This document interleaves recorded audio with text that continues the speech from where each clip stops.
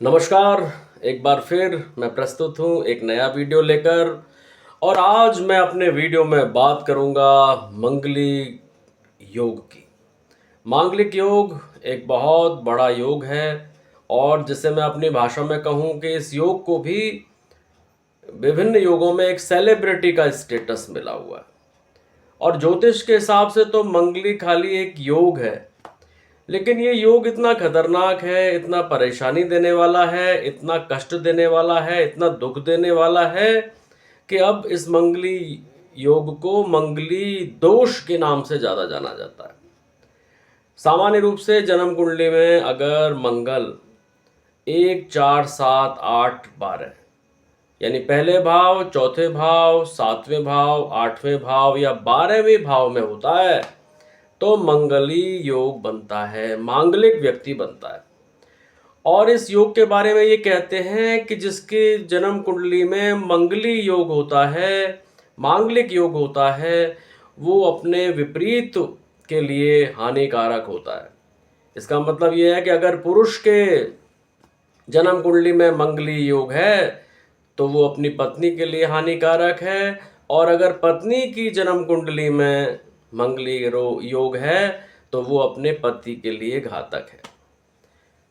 तो ऐसी स्थिति में बड़ी चिंता की बात हो जाती है जब किसी को पता चलता है कि हमारे पुत्र या पुत्री की जन्म कुंडली में मंगली दोष मौजूद है। व्यवहार में भी बड़ी परेशानियां देखने में आती हैं, इसमें कोई संदेह नहीं है। मंगल जब इन भावों में होता है तो व्यक्ति वास्तव में परेशान बहुत रहता है, और दाम्पत्य जीवन में परेशानी तो हमेशा रहती है, क्योंकि जिस व्यक्ति की कुंडली में मंगली योग होता है वो स्वभाव से थोड़ा उग्र होता है, क्रोधी होता है, तो उसके जीवन में परेशानियां तो रहती हैं। अब आमतौर पे ये कहा जाता है कि 28 साल के बाद मंगली योग खत्म हो जाता है। अगर खुद की जन्म कुंडली में निवारक उपाय हों तो मंगली योग खत्म हो जाता है। अगर दूसरी की कुंडली में मंगली दोष को काटने वाले योग हों तो मंगली दोष खत्म हो जाता है, लेकिन व्यवहार में ऐसा देखने में नहीं आता। मेरे गुरुजी का भी अनुभव है और हमारा भी अनुभव है कि मंगली दोष जो है बहुत कष्टदायक योग होता है, और कितने भी उपचार कर लें हम, कितनी भी जन्म पत्री का सही मिलान कर लें, लेकिन समस्या रहती है। और यहाँ मैं एक फिल्मी परिवार का आपको उदाहरण दूंगा। एक एक्ट्रेस हैं बहुत प्रसिद्ध, उनकी शादी भी एक बहुत अच्छे एक्ट्रेस से हुई है। उनका जिस परिवार में विवाह हुआ है वो परिवार भी बहुत प्रसिद्ध परिवार है। उनके फादर इन लॉ भी एक बहुत बड़े एक्टर हैं, महानायक हैं। उनकी मदर इन लॉ भी एक्ट्रेस रही हैं। शादी से पूर्व, जैसा कि मीडिया में हमने देखा है, आप भी देखते हैं, उन्होंने खूब मंगली दोष शांति के उपाय कराए। उन्होंने अच्छी तरह कुंडली का मिलान भी किया। जो उपलब्ध कुंडली हैं वो ये बताती हैं कि दोनों में मंगली दोष का परिहार हो रहा है।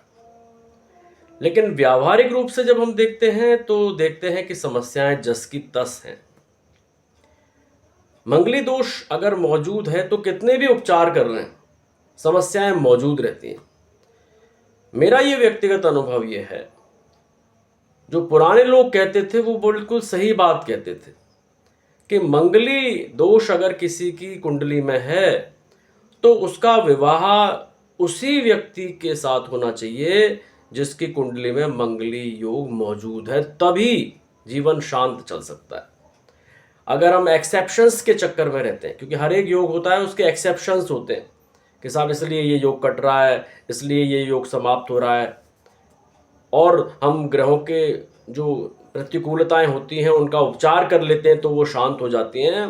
लेकिन प्रैक्टिकली ये देखने में आया है कि मंगली दोष का उपाय कितना भी कर लीजिए बहुत प्रॉब्लम्स रहती हैं, और मंगली दोष के लिए जन्म पत्री भी खूब अच्छी तरह मिला दें, एक्सेप्शंस भी देख लें तो भी जटिलताएं रहती हैं। तो फिर क्या करना चाहिए? और ऐसे लोग जिन्हें अब पता चलता है शादी के 10 साल बाद कि मंगली योग उनकी जन्म कुंडली में मौजूद है, वो क्या करें? तो हमारी ओर से तो ये सलाह है कि मंगली दोष के निवारण के लिए मंगल का व्रत रहना सबसे अच्छा उपाय है और मंगलवार को हनुमान जी का चोला चढ़ाना सबसे अच्छा उपाय है। अब कई मंदिरों में मैं सुनता हूं कि हनुमान जी को चोला चढ़ाने के लिए पैसे दे दो, कोई फायदा नहीं।